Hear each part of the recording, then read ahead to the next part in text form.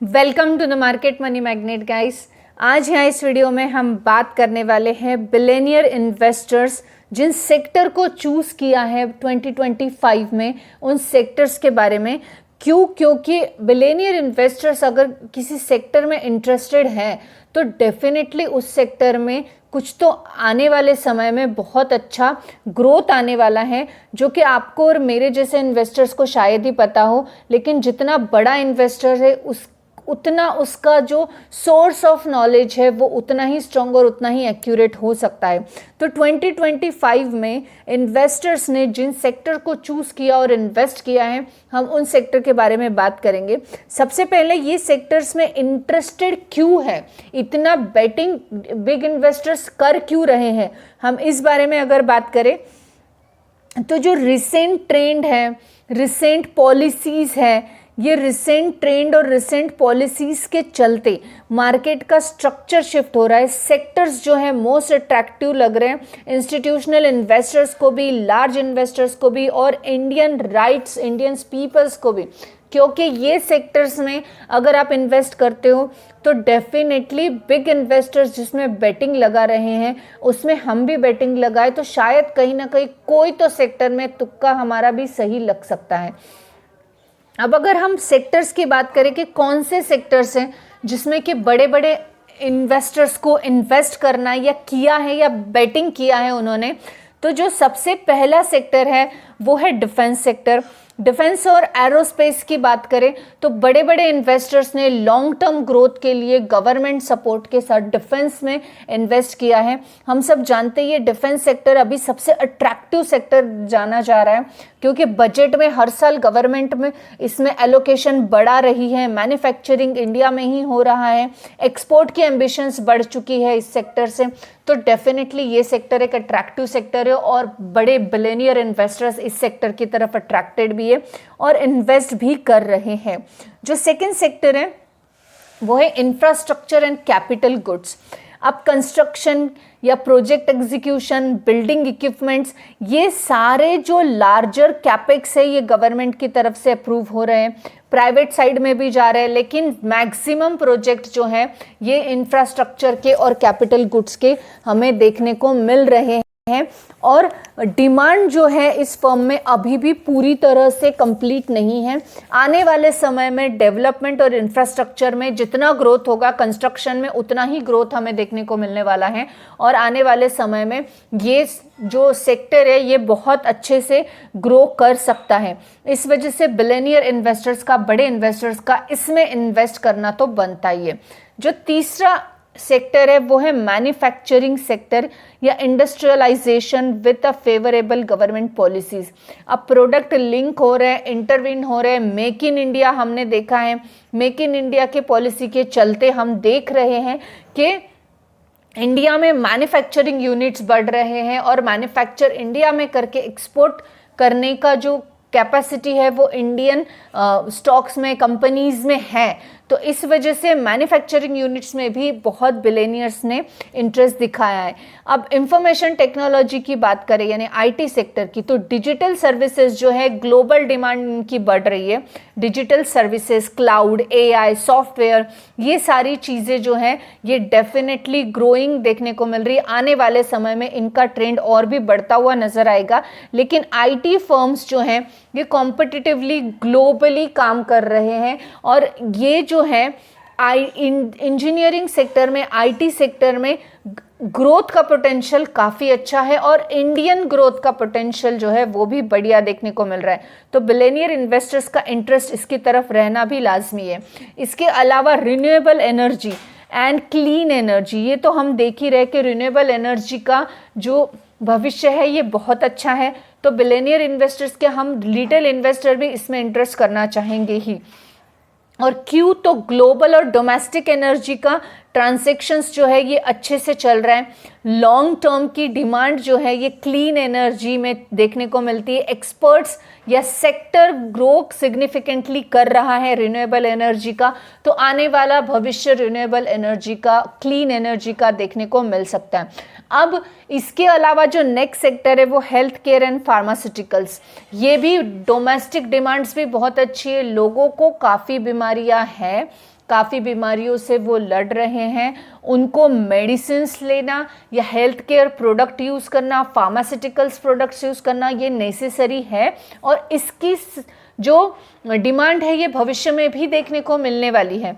तो health care services की भी उसके साथ साथ एक्सपांड हो रहा है, इंश्योरेंस कवरेज, और उसके साथ साथ ग्लोबल डिमांड भी हमें देखने को मिल रही है हेल्थ केयर फार्मा में भी। और लॉन्ग टर्म के लिए इसमें भी बेट लगाना एक सही डिसीजन साबित हो सकता है। इसके अलावा बिलियनियर जो इन्वेस्टर्स है इनकी पूरी नज़र है इस पे। जी हाँ, banking and finance services Indian economic जैसे कि ग्रो कर रही है, क्रेडिट डिमांड बढ़ रही है, डिजिटल पेमेंट बढ़ रहा है। इसके अलावा फाइनटेक, एनबीएफसीज की ग्रोथ बैंकिंग में और फाइनेंशियल फर्म्स की ग्रोथ स्ट्रक्चरल हमें देखने को मिल रही है। इस वजह से बैंकिंग सेक्टर भी आने वाले समय में बढ़िया करने का पोटेंशियल भी रखता है और इसीलिए बिलियनियर इन्वेस्टर्स की नज़र बैंकिंग सेक्टर पे भी देखने को मिलती है।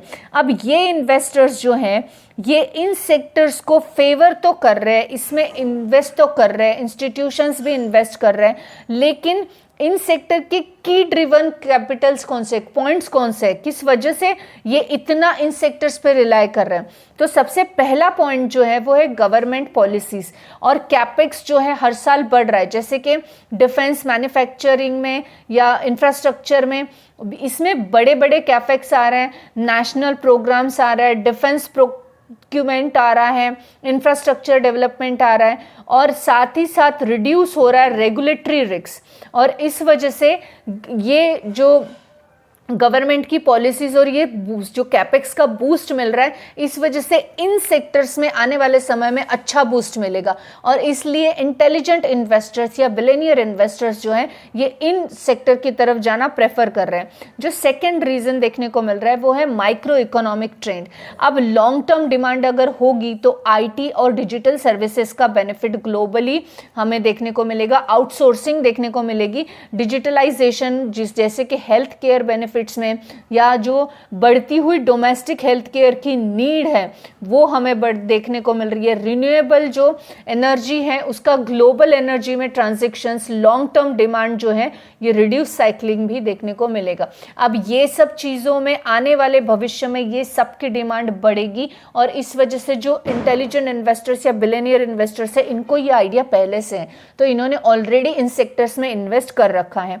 अब इसके अलावा डाइवर्सिफिकेशन स्टेबिलिटी भी है, यानी sector like capital goods, health care, banking, defence और अदर मिक्स ग्रोथ जो है इसमें एक स्टेबिलिटी देखने को मिलती है। ये सेक्टर्स में आपको जो है स्मॉल कैप के प्लेयर्स देखने को मिलेंगे, यानी कम में भी आप कम पैसों में भी इन सेक्टर्स में इन्वेस्ट कर सकते हैं। लेकिन इंस्टीट्यूशनल इन्वेस्टर्स जो हैं ये हमेशा सिक्योर और डाइवर्सिफाई रहने की कोशिश करते हैं, इस वजह से मल्टीपल सेक्टर्स में ये एक साथ इन्वेस्ट करते हैं। ये भी एक रीज़न रहा है। इसके अलावा जो रीज़न है वो है global competitiveness plus export potential. अब आईटी का मैन्युफैक्चरिंग यूनिट हो, डिफेंस का एक्सपोर्ट हो, रिन्यूएबल हो या एक्सपोर्ट ग्लोबल मार्केट में हो, लेकिन सबका ब्रॉडर रिलायंस जो है, रेजिलेंस जो है ये ग्रोथ पोटेंशियल पे डिपेंड करता है। और ग्लोबल कॉम्पिटिटिवनेस की वजह से हमें इंडियन मार्केट में एक्सपोर्ट का पोटेंशियल आईटी में भी बढ़ता हुआ देखने को मिल रहा है और डिफेंस में मेकिंग इंडिया के चलते बढ़ता हुआ देखने को मिल रहा है। ये चीज़ें भले ही हम लोगों को पता नहीं चलती है लेकिन बिलियनियर इन्वेस्टर्स को डेफिनेटली पता होती है। जो लास्ट रीज़न है वो है स्ट्रक्चरल ग्रोथ। अब जो टर्म साइकिल है, बहुत सारे सेक्टर्स जो है ये लॉन्ग टर्म स्ट्रक्चरल थीम पे डिपेंड करते हैं, जैसे urbanisation, digitalisation, energy transitions, make in India, ये सारे टर्म्स जो है ये स्ट्रक्चरल ग्रोथ बताते हैं। यानी इस टर्म जैसे अर्बनाइजेशन के चलते बहुत सारे डेवलपमेंट और इंफ्रास्ट्रक्चर में प्रोग्राम्स होंगे या हुए हैं, हो रहे हैं और इस वजह से भी बहुत सारा प्रोडक्शन या बहुत सारा काम मिल रहा है। मेक इन इंडिया के चलते बहुत सारे इक्विपमेंट इंडिया में बनेंगे और एक्सपोर्ट होंगे, इस वजह से भी एक्सपोर्ट बढ़ेगा और जो डिमांड है ये भी बढ़ेगी एक्सपोर्ट की, तो इस वजह से बिजनेस अच्छा होगा। तो ये सारे जो फैक्टर है इस वजह से इन्वेस्टर्स जो हैं ये इन सेक्टर्स में भी इन्वेस्ट करना जानता है और करना चाहता है। अब हम अगर बात कर ले स्मार्ट मनी इन्वेस्टिंग और लॉन्ग टर्म पोर्टफोलियो स्ट्रैटेजी के बारे में। इसका क्या मतलब होता है, यहाँ पे जो है अगर आप डाइवर्सिफाइंग पोर्टफोलियो रखते across the high potential sectors में, तो वहां पे आप it's like a putting all eggs into a narrow theme could offer a balanced of growth and risk migration। यानी अगर आप बहुत सारे सेक्टर एक ही साथ में आप अपने पोर्टफोलियो में रखते हैं तो आपका रिस्क जो है ये बैलेंस रहेगा या कम हो सकता है, और आपका जो पोर्टफोलियो है या आपका प्रॉफिट है ये ग्रोथ की तरफ बैलेंस रहेगा। कभी कोई सेक्टर कम भी वर्क करता है तो कोई सेक्टर बहुत अच्छे पोटेंशियल के साथ आपको ग्रोथ भी देगा, तो यहाँ पे एक बैलेंस बना रहेगा। उसके अलावा अगर हम बात करें सेकेंड, तो फेवर होता है लार्ज मिड कैप फर्म्स में, और ये सेक्टर स्पेशली गुड एग्जीक्यूशन बताते हैं, ऑर्डर बुक्स अच्छी है इनकी, प्रूवन ट्रैक रिकॉर्ड्स हैं। इस वजह से बिग इन्वेस्टर्स तो टिपिकली अवॉइड करते हैं हाईली स्पेक्टेकुलर जो स्मॉल कैप होते हैं उनको, लेकिन स्ट्रक्चरल स्टोरीज इनकी सेम होती है। इस वजह से ये ऐसे सेक्टर्स में मल्टीपल सेक्टर्स में इन्वेस्ट करते हैं। जो थर्ड है वो थर्ड रीजन है stay alert to policy changes. अगर आप चाहते हैं आप इन सेक्टर्स में जाओ तो आपको देखना होगा कि पॉलिसीज में क्या चेंजेस आ रही है, गवर्नमेंट के बजट में कुछ चेंजेस है या नहीं, बजट में एलोकेशन बराबर हो रहा है या नहीं। ये सेक्टर डिपेंड करते हैं sustainability on economic and regulatory environment पे, तो आपको ये चीज़ों पे ध्यान रखना है अगर आप इन सेक्टर्स में इन्वेस्ट करना चाह रहे हैं तो। जो फोर्थ कंसिडरेशन हो रहा है वो है लॉन्ग टर्म जो रहेंगे, यानी 3 से 5 साल का जिनका विजन है वो ही ऐसे सेक्टर्स में इन्वेस्ट करने के बारे में सोचे, क्योंकि एक शॉर्ट टर्म में ये सेक्टर्स कुछ खास रिटर्न्स बना के नहीं देंगे आपको, लेकिन लॉन्ग टर्म में अगर आप देखेंगे तो काफ़ी अच्छे रिटर्न्स मिलेंगे। उसके साथ साथ अगर यील्ड इनका देखा जाए, कंपाउंडिंग देखी जाए, तो ये भी वक्त के साथ बढ़ता कम होता रहता है। बढ़ना ये पॉजिटिव साइन है, कम जेन्युइनली कम ही स्टॉक्स में देखा गया है। तो बिलियनियर इन्वेस्टर्स जो है इन सेक्टर में इन्वेस्ट कर रहे हैं, क्यों कर रहे हैं हमने ये भी जाना, फ़ायदा क्या है ये भी जाना, प्रिकॉशंस क्या है ये भी जाना।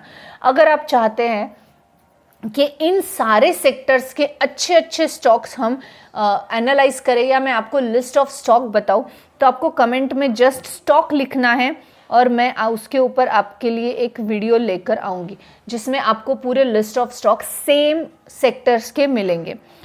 This information is only for the educational purpose. I am not giving any recommendation here, neither a buy nor a sell. I hope this information is informative for you.